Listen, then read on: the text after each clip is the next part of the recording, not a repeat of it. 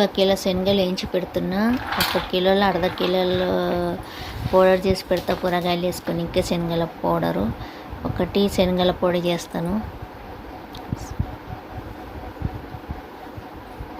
ఇది జీరా పౌడర్ కూడా చేయాలి.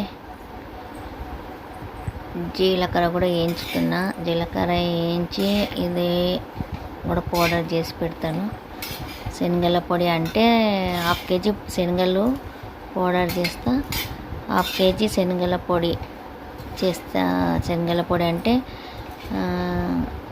మిర్చి, రెడ్ మిర్చి, జీలకర్ర, లస్సును, ఉప్పు అవన్నీ వేసి మిక్సీ పట్టి పెడితే ఎప్పుడన్నా మన కూరగాయలు లేనప్పుడు జొన్న రొట్టెల్లా శనగల పొడి నెయ్యి వేసుకొని తినొచ్చు. వేడి వేడి అన్నంలో శనగల పొడి నెయ్యి వేసుకొని తినొచ్చు.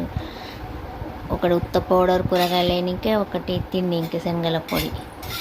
ఇట్లా ఫ్రీ ఉన్నప్పుడు ఇవన్నీ చేసి పెట్టుకుంటా నేను. జీలకర్ర పౌడరు, ఇప్పుడు ధనియాల పౌడర్ కూడా చేసిన నిన్న. ఇప్పుడు ఇట్లా చేసి పెట్టుకుంటే మనకు టైం కూడా సేవ్ అవుతుంది. బయట నుంచి తెచ్చుకొని వేసేయడం కన్నా ఇంట్లో హోమ్ మేడ్ చేసుకుంటే టేస్ట్ ఉంటుంది, బాగుంటుంది.